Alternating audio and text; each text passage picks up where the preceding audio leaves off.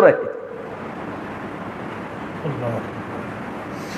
اس وقت ہمارے کشمیر میں ہزاروں کی تعداد میں ایسی ہماری بہنیں ہیں جن کی عمریں زیادہ نہیں، لیکن یا تو شوہر کا انتقال ہو گیا اور یا ان کے شوہروں نے ان کو طلاق دی. اور ظاہر بات ہے اب وہ بیٹی، وہ ہماری بہن جس کی عمر 25 سال 30 سال 35 سال ہے، 60-70 سال تک اس کو زندگی گزارنی، اس کے والد، اس کے بھائی، اس کے رشتہ دار اور بعض مرتبہ اجنبی بھی ممکن ہے کہ ان کے کھانے اور پینے اور لباس اور دوسری چیزوں کا خیال رکھیں. حالانکہ اب تو وہ بھی نہ ہونے کے درجے میں ہو رہا ہے. کتنی ہماری بیوہ، ہماری بہنیں، مطلقہ بہنیں، جب مسلمانوں نے ان کا خیال نہیں رکھا، بعض مرتبہ کھانے پینے اور دوسری ضروریات کی وجہ سے ان کو غیر ایمان والوں کا سہارا لینا پڑا اور نتیجے کے طور پر بعض مرتبہ ایمان کا سودا کرنا پڑا. اب اگر کچھ ہمدرد اٹھے، ان کے کھانے کا انتظام کیا، پینے کا انتظام کیا، لباس کا انتظام کیا، ان کے یتیم بچوں اور یتیم بچوں کا انتظام کیا، لیکن اتنا انتظام ان کے لیے کافی نہیں. انسان ہے، اللہ تعالیٰ نے ہر انسان کے اندر جذبات رکھے ہیں. اب اس خاتون کا 20 سال 30 سال 40 سال بغیر نکاح کے رہنا، یہ کوئی کہنا تو بہت آسان. ایک بزرگ تھے، ان کی بیوی بہت ہی کڑوے مزاج کی، بالکل ٹیڑھی، ہر بات میں اپنے شوہر کو بہت زیادہ تنگ کرنے والی. ان بزرگ کو کسی دوسرے بزرگ نے مشورہ دیا کہ حضرت اس مصیبت کے اندر آپ پڑے ہوئے ہیں، طلاق دے دیجئے، کیا بلا ہمیشہ آپ کو اس کا ٹینشن اٹھانا پڑتا ہے.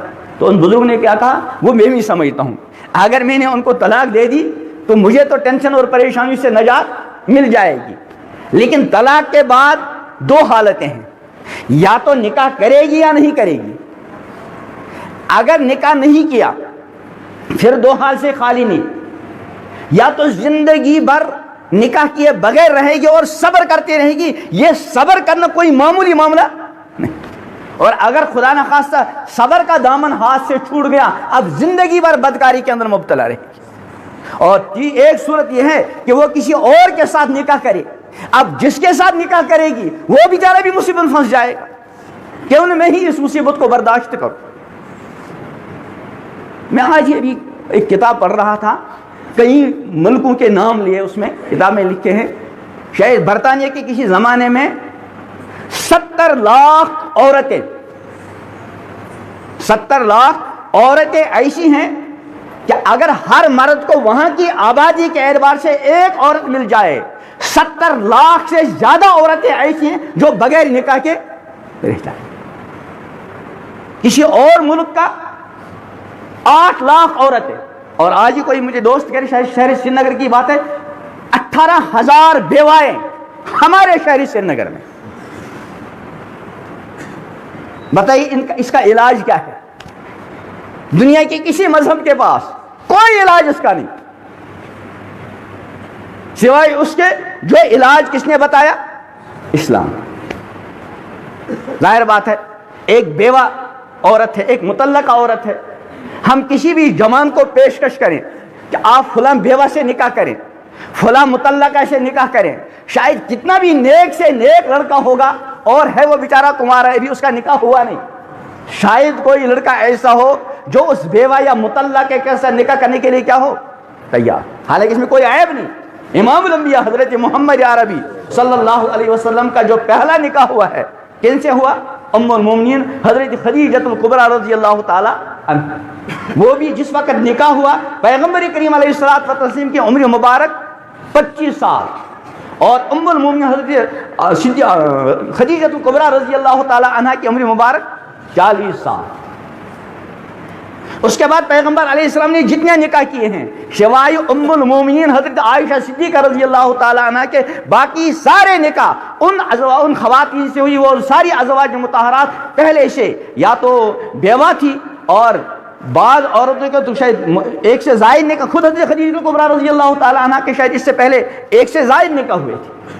تو کوئی عیب کی بات نہیں، لیکن ہمارا جو معاشرہ آج کل، شاید کوئی نوجوان غیر شادی شدہ لڑکا کسی بیوہ یا کسی مطلقہ کے ساتھ نکاح کرنے کے لیے کیا ہو جائے؟ تیار ہو جائے۔ اب اس کا حل سوائے اس کے جو اسلام نے پیش کیا، دنیا کے کسی انسان کے پاس، کسی ملک، کسی حکومت کے پاس کوئی حل ہے ہی نہیں سوائے اس کے کہ جانوروں والی زندگی گزاریں۔ جیسے ایک نر جانور جس مادہ کے ساتھ جس طرح جی چاہتا اپنی ضرورت پوری کرتا، وہی جانوروں والا معاملہ، اور یہ جانوروں والے معاملات بہت ہو رہے ہیں۔ آپ معلومات کر سکتے ہیں مہینے میں کتنے غیر شادی شدہ بچوں کے ابارشن ہوتے۔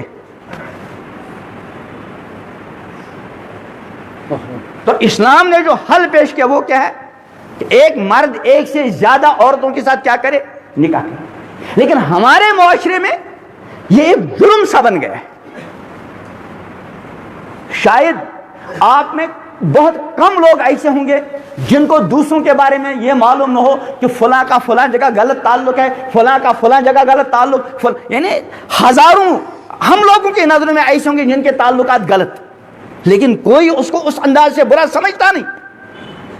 حالانکہ حدیث میں ہے لا یزنی الزانی حین یزنی وہو مومن، جب خدا نخواستہ کوئی بدکاری کرنے والا بدکاری کرتا ہے وہ اس وقت مومن نہیں رہتا۔ تو اس بدکاری والے معاملے کو عموماً عرف میں آج کل وہ اس درجے کا گناہ نہیں سمجھا جاتا، لیکن اگر اللہ کا کوئی بندہ ایک سے زیادہ نکاح کرتا ہے تو اس کو ہمارے معاشرے کے اندر عملاً گناہ سمجھا جاتا ہے۔ حالانکہ مسئلہ ہے کتابوں کے اندر اگر کوئی چیز شرعاً حرام نہیں، مکروہ تحریمی نہیں، خلاف اولا ہے، خلاف اولا ہے، بہتر ہے کہ وہ کام نہ کرے، لیکن لوگ اس کام کو بالکل حرام سمجھتے ہیں، حالانکہ شریعت نے اس کو حرام نہیں کیا، شریعت نے اس کو مکروہ تحریمی زیادہ سے زیادہ خلاف اولا ہے، لیکن لوگ اس کو حرام سمجھتے ہیں۔ تو علماء کی ذمہ داری ہے اس کام کو کریں تاکہ لوگوں کے ذہنوں میں یہ بیٹھ جائے یہ کام حرام اور ناجائز نہیں۔ بہت سارے واقعات امام الانبیاء حضرت محمد عربی علیہ السلام کی طرف منسوب ملتے ہیں کتابوں کے اندر۔ وہاں ایک تعبیر اس طرح، مثلا امام الانبیاء حضرت محمد عربی علیہ السلام حضرت مغیرہ ابن شعبہ کی روایت ہے رضی اللہ تعالیٰ عنہ، ایک موقع پر کہیں تشریف لے جا رہے تھے تو آپ ایک ایسی جگہ جہاں لوگ کوڑا ووڑا ڈالتے ہیں تو آپ نے کھڑے ہو کر پیشاب فرمایا۔ یہ بالکل صحیح روایت سے ثابت ہے۔ حالانکہ سنت کیا ہے؟ بیٹھ کر پیشاب کرنا۔ آپ کا کھڑے ہو کر پیشاب کرنے کی جو وجوہات بیان کی جاتی ہیں اس میں ایک وجہ یہ بھی بیان کی جاتی ہے کہ لوگوں کو معلوم ہو ضرورت کے وقت ایسا کرنا کیا ہے؟ جائز۔ مثلا ایسی جگہ آدمی بیٹھ جائے تو کپڑے آلودہ ہوں گے، جیسے آپ نے دیکھا ہوگا ایئرپورٹوں پہ اور ایسی جگہ وہ بنے ہوتے ہیں کموڈ، وہاں تو بیٹھنے کی کوئی صورت ہے ہی نہیں۔ اب ایک بندہ مجبور ہے، بیٹھ نہیں سکتا اور پیشاب کو روک نہیں سکتا، تو اس کے لیے صدی سے گنجائش نکلتی۔ ایسے ہی کوئی عمل مستحب ہے لیکن لوگ اس کو ضروری اتنا سمجھتے ہیں کہ اگر کسی نے نہیں کیا لوگ سمجھتے ہیں گناہ ہے۔ اس عمل کو باوجود ہے کہ وہ مستحب ہے لیکن عوام الناس عملاً اس کو فرض سمجھتے ہیں اور اس کے ترک کرنے والے کو تان کرتے ہیں۔ علماء کی ذمہ داری اس عمل کو کبھی چھوڑ دیا کریں تاکہ لوگوں کے ذہن میں یہ بیٹھ جائے کہ یہ کام کرنا کوئی فرض واجب مستحب، اس کو استحباب۔ اب جو چیز قرآن سے ثابت ہو، احادیث سے ثابت ہو، امام الانبیاء حضرت محمد عربی علیہ السلام سے ثابت ہو، ہزاروں صحابہ سے ثابت ہو، تابعین سے ثابت ہو اور امت کے نزدیک اجماعی مسئلہ ہو، ایسے اجماعی مسئلے کو، قرآن و سنت سے ثابت شدہ مسئلے کو، امام الانبیاء حضرت محمد عربی علیہ السلام سے ثابت شدہ عمل کو اس انداز سے سمجھا جاتا ہو جیسے اس اللہ کے بندے نے کوئی گناہ کیا، یہ بہت خطرے کی بات۔ حکیم الامت مولانا اشرف علی تھانوی رحمہ اللہ باوجود ہے کہ وہ اپنے دوستوں کو ایک سے زیادہ نکاح نہ کرنے کا مشورہ دیتے ہیں کہ عدل نہیں ہو پائے گا، لیکن حضرت تھانوی کے ملفوظ میں نے آج ہی پڑھا اگر اس ایک سے زیادہ نکاح کو کوئی ناپسند سمجھتا ہے تو اس کے کفر کا خطرہ ہے. میں نے جو حدیث پڑھی اور روز ہم پڑھتے ہیں رضیت باللہ ربا وبالاسلام دینا وبمحمد صلی اللہ علیہ وسلم نبی، میں خوش ہوں اللہ کے رب ہونے پر. زبان سے کہنا آسان، دل کے اندر بھی ہے لیکن عملاً بھی ثابت کرنا ہے. اسی طرح وبالاسلام دینا، میں خوش ہوں اسلام کے دین ہونے پر. اسلام نام چیز کس چیز کا ہے کہ اسلام نے جس چیز کو فرض قرار دیا اس کی فرضیت پر خوش ہے. اسلام نے جس چیز کو سنت قرار دیا اس کے سنت ہونے پر خوش ہے. اسلام نے جس چیز کو مباح قرار دیا، جائز قرار دیا، اس کے جائز ہونے پر خوش ہے. اسلام نے جس چیز کو حرام قرار دیا اس کے حرام ہونے پر خوش ہے. اسلام نے جس چیز کو مکروہ جانا، مکروہ کہا، اس کے مکروہ ہونے پر خوش ہے. اسلام نے جس چیز کو ناپسندیدہ کہا اس کے ناپسندیدہ ہونے پر خوش، زبان سے بھی، دل سے بھی اور عمل سے بھی. یہ جو ایک سے زیادہ نکاح، یہ ان مسائل میں سے ہے، ان شرعی احکام میں سے ہے جہاں اللہ کی کتاب بالکل واضح ہے، فَانكِحُوا مَا طَابَ لَكُم مِّنَ النِّسَاءِ مَثْنَىٰ وَثُلَاثَ وَرُبَاعَ. پہلے زمانے میں جب کسی چھوٹی بچی کا باپ مرتا اور اس کا چچا زاد بھائی وغیرہ کوئی اس کا ولی بنتا، وہ یتیم بچی بعض مرتبہ مالدار بھی ہوتی اور خوبصورت بھی ہوتی. اب اس کا چونکہ چچا زاد بھائی ولی، یہ چچا زاد بھائی اس یتیم بچی کا اپنے ساتھ مال کی لالچ میں نکاح کرتا اور اس نکاح کے سلسلے میں عام عورت کو جو مہر دیتا، جو حقوق دیتا، وہ اس کو اتنا ہی نہیں دیتا. اور کبھی ایسا ہوتا کہ بچی کی، اس لڑکی کی، اپنی چچا زاد بہن کی صورت اس کے نزدیک زیادہ پسندیدہ نہیں ہوتی، لیکن اس چچا زاد بہن کا جو والد جب انتقال کر گیا اس نے بہت سارا مال چھوڑا. اس مال کے لالچ میں وہ اپنی چچا زاد بہن کے ساتھ کیا کرتا؟ نکاح، جو یتیم. لیکن چونکہ اس کی دینی رغبت ادھر نہیں تھی، مال کے لالچ میں نکاح کیا، اس لیے بیوی کے ساتھ جس طرح پیش آنا چاہیے تھا، بیوی کے جو حقوق وہ نہیں ادا کر پاتا تھا. تو اللہ پاک نے فرمایا وَإِنْ خِفْتُمْ أَلَّا تُقْسِطُوا فِي الْيَتَامَىٰ، اگر تم کو یہ اندیشہ ہو تم یتیموں کے بارے میں انصاف اور عدل سے کام نہ لے سکو، فَانكِحُوا، نکاح کرو، مَا طَابَ لَكُمْ، ان عورتوں سے جو تم کو ٹھیک لگیں، اچھی لگیں، مِنَ النِّسَاء، دو، مِنَ النِّسَاءِ مَثْنَىٰ وَثُلَاثَ، تین، وَرُبَاعَ، چار. پھر آگے فرمایا فَإِنْ خِفْتُمْ أَلَّا تَعْدِلُوا فَوَاحِدَةً أَوْ مَا مَلَكَتْ أَيْمَانُكُمْ، اگر تم کو یہ اندیشہ ہو کہ تم انصاف نہیں کر سکو گے تو پھر ایک ہے. میں کبھی اپنے ساتھیوں سے کہا کرتا ہوں کہ یہ جو ایک نکاح کرنا یہ مجبوری. لوگ پوچھتے ہیں نا بھائی تم کو کیا مجبوری ہے ایک سے زیادہ نکاح کرنے کی؟ میں نے کہا یہ ان سے پوچھو جنہوں نے ایک رکھی ان کے پاس وہ مجبوری. قرآن نے فرمایا اگر تم کو یہ مجبوری ہو اور تم کو یہ لگے ہم سے انصاف نہیں ہو سکے گا پھر کیا کرو؟ فواحدہ، پھر ایک. اس کا مطلب کیا ہے؟ اگر تم کو یہ امید ہو کہ انصاف کر سکو گے تو پھر کیا ہے؟ اصل نصاب کیا ہے؟ مثنا وثلاثہ ورباع. اور ایک دلیل اس کو شاید ہمارے مفتی سلطان صاحب اگر علماء ہے وہ سمجھ پائے. اس میں کیا فرمایا؟ فواحدۃ او ما ملکت ایمانکم، یعنی اگر تم ایک سے زیادہ بیویاں رکھنے کی صورت میں انصاف نہیں کر سکتے پھر دو میں سے ایک صورت اختیار کر لو، یا تو ایک بیوی رکھو او ما ملکت ایمانکم، یا باندھی رکھو. جہاں تک یہاں عطف آیا ہے یعنی ایک بیوی رکھنا اور باندھی رکھنا یہ ایک ہی درجے کے ہیں. اور ادھر سے امام شافعی رحمۃ اللہ علیہ کا مسلک ہے کہ جس آدمی کو آزاد عورت کے ساتھ نکاح کرنے کی استطاعت ہو، اس کے بعد ایسے وسائل ہیں کہ وہ آزاد عورت کے ساتھ نکاح کر سکتا ہے،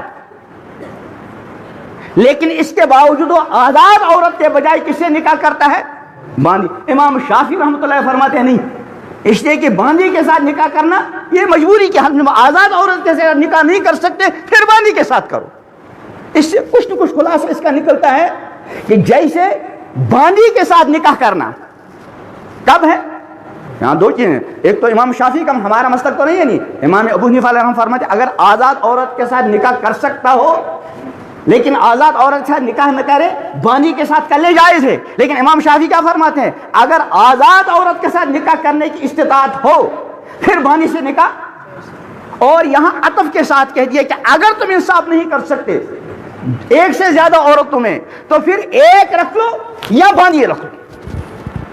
تو جب قرآن نے وضاحت کے ساتھ دو دو تین تین چار چار کا اختیار دے دیا، ٹھیک ہے انسان کے اندر اپنی کمزوری ہے، حالات ایسے ہیں کہ وہ بیچارہ اس پر عمل نہیں کر پاتا، اس کو ایک بیوی پر اکتفا کرنا پڑ رہا ہے، لیکن کم از کم اگر کوئی اس پر عمل کرتا ہے اس کے دل کے اندر ذرہ برابر ناگواری نہ گزرے۔ اگر یہ ناگوار گزرا اس کا مطلب یہ جو زبان سے کہتا ہے وَبِالْإِسْلَامِ دِينًا، میں اسلام کے دین ہونے پر راضی ہوں، کچھ دال میں کالا ہے کہ جس چیز کو شریعت نے کم از کم جائز قرار دیا، قرآن نے جائز قرار دیا، حدیث نے جائز قرار دیا، پیغمبر علیہ السلام کے عمل نے اس کے جواز کو بتلایا، صحابہ کے عمل نے اس کو جواز بتلایا، لیکن اس کا دل، اس کے دل کے اندر کوئی چور ہے، تو ہزاروں بہنوں کا مسئلہ تو حل نہیں ہوگا۔ ابھی ایک ویڈیو آتا ہے اس میں واٹس ایپ پر، عرب کے ایک عالم ہیں وہ فرماتے ہیں بالکل صاف، دیکھ لینا ان لڑکوں کے بس ہوتا ہے، اور ایسی باتیں تو بچیوں کو بہت خوش کرتی ہیں۔ اس میں ہم نے بالکل صاف بتایا ہے کہ جن لوگوں کے پاس استطاعت ہو وہ ایک سے زیادہ نکاح کر سکتے ہیں اور ان کو یہ پورا حال معلوم ہے۔ مثلا ابھی ہماری ریاست میں، ہمارے شہر سری نگر میں 18,000 بیوائیں ہیں، اور ان بیواؤں کا پوری زندگی صبر کرنا کوئی معمولی مسئلہ نہیں۔ برا نہ مانیے، بہت ساری شادی شدہ مرد، بہت ساری شادی شدہ ہماری بیٹیاں بہنیں، اگر شوہر کہیں 1-2 مہینے کے لیے کہیں گیا، بھی 1-2 مہینے کے لیے میکے گئی، تو 1-1.5 مہینہ 2 مہینہ 20 دن اس مرد کو اپنے آپ کو سنبھال کر رکھنا، ہماری اس بہن اور بیٹی کو اپنے آپ کو سنبھال کر رکھنا، یہ بھی کارے دار والا معاملہ ہے۔ تو کیا حال ہوگا اس ہماری بیٹی کا جس کو 30-40 سال بغیر شوہر کی زندگی گزارنا۔ اس لیے جن کو تو مولانا ان کا میں کہہ رہا تھا، انہوں نے فرمایا جن کے اندر استطاعت ہو وہ ایک سے زیادہ نکاح کریں اور ان کے سامنے امت کی ان بہنوں اور بیٹیوں کے احوال ہوں اور ان کا لگ تو غالب گمان، مطلب جب 18,000 بیٹیاں ہیں، 18,000 ہماری بہنیں ہیں جو مطلقہ ہیں یا بیوائیں ہیں، اور 30 سال 35 سال 40 سال کی عمریں ہیں، ابھی 20-30-40 سال ان کو بغیر شوہر کے، جب تک وہ دنیا سے چلی جائیں ان کو بغیر شوہر کے رہنا ہے۔ غالب گمان آپ کیا سمجھتے ہیں؟ وہ ساری کے ساری اللہ تعالیٰ سب کو عفت پاکدامنی عطا کرے، لیکن جو حالات ہیں، جو احوال ہیں، آپ خود اندازہ کر سکتے ہیں۔ تو جس کو ایک سے زیادہ نکاح کرنے پر قدرت ہو اور وہ ان مطلقہ اور بیواؤں کو گناہ سے بچانے پر قادر ہو اور اس کے باوجود قدم نہ اٹھائے، اس عرب عالم نے لکھا یہ آدمی میرے نزدیک مجرم ہے، گنہگار۔ تو مولانا نے تو آغاز کیا، اور مولانا کی اہلیہ نے ہماری خواتین کے لیے ایک بہترین نمونہ پیش کیا خود۔ یعنی ایسا تو بہت کم ہوتا ہوگا کہ کسی مرد کی ایک بیوی ہو اور وہ مرد کو خود آمادہ کرے اور خود سارا مسئلہ حل کرا دے، یہ واقعی قابل رشک چیز ہے۔ تو جن حضرات کو اللہ پاک نے بھائی گھر نہیں کہنا، مجھے تو پہلے سے ہی خواتین کوستی ہیں، لیکن بہرحال شریعت کا مسئلہ، مجھے اس کوسنے کا کوئی مسئلہ نہیں۔ ایک بار تمہارے منظور بھائی تھے تو میں نے ان سے گزارش کی، پہلے تو ان نے کچھ نہیں کہا، لیکن جب اندر سے آتا وزارت داخلہ سے جب دباؤ آتا ہے تو ایک مرتبہ ہم کھڑے تھے، میں نے کہا منظور بھائی یہ بتاؤ یہ جو ہزاروں اتنی بیوائیں ہیں اس کا حل کیا ہے؟ تو ان کے الفاظ کیا آپ نے اسی جذبے سے کیا؟ میں نے کہا آپ کو میرے جذبے سے کچھ لینا دینا نہیں، آپ بتاؤ اس کا حل کیا ہے، اس کے علاوہ جو کس نے پیش کیا اسلام۔ اور میں ایک حدیث پڑھا کر، حدیث تو بہت مشہور، تبلیغ والے اس کو اپنے کھانے میں ڈالتے ہیں اکثر۔ میں آج تبلیغ والے دو آئے تھے، میں نے کہا تم یہاں سے کول صاحب تک گشت کرتے ہو اور حدیث پڑھتے ہو، من سن کیا ہے، من احیا سنتی عند فساد امتی فلو اجر۔ میں مفتی جاوید صاحب بھی وہیں موجود تھے، میں نے مفتی جاوید صاحب سے پوچھا کہ یہ جو حدیث آیا یہاں سے کول صاحب تک گشت کرنے گیا، اس پہ یہ حدیث زیادہ فٹ آتی ہے یا جو سنت مولانا عدنان صاحب زندہ کر رہے ہیں؟ دبی زبان میں انہوں نے کہہ دیا کہ نہیں یہ ہے، دبی زبان میں کہہ دیا، کیونکہ کھلی زبان میں کہتے تو اس لیے میری گزارش ہے جن کو اللہ پاک نے استطاعت رکھی ہو، ماحول کا تو بہرحال مقابلہ کرنا ہے، سب کو مولوی عدنان صاحب جیسی بیویاں تو نہیں ملیں گی، وہ پلیٹ میں لا کر آپ کو پیش کر دیں گے۔ اس کو لکھا ہے نا، وہ مشہور ہے نا، کچھ پانے کے لیے کیا ہے، کچھ کھونا پڑتا ہے، چلتا رہتا ہے یہ کارخانہ، میرا تو بہرحال عملی تجربہ ہے۔ تو شروع میں مشکلات کا سامنا ہوگا، لیکن بہرحال ہنسنے کی بات تو ہے نہیں، اس کا حل سوچتے ہیں۔ اگر ہم اپنی ان مسلمان بہنوں، مسلمان بچیوں کا جن کے نکاح نہیں ہوئے، ہم نہیں سوچیں گے کون؟ بہت ساری ایسی بیٹیاں ہیں میری نظروں میں ہے، اور میں نے بعد مرتبہ ان کے والدین سے اشارتاً بات کہی بھی، طلاق ہو گئی،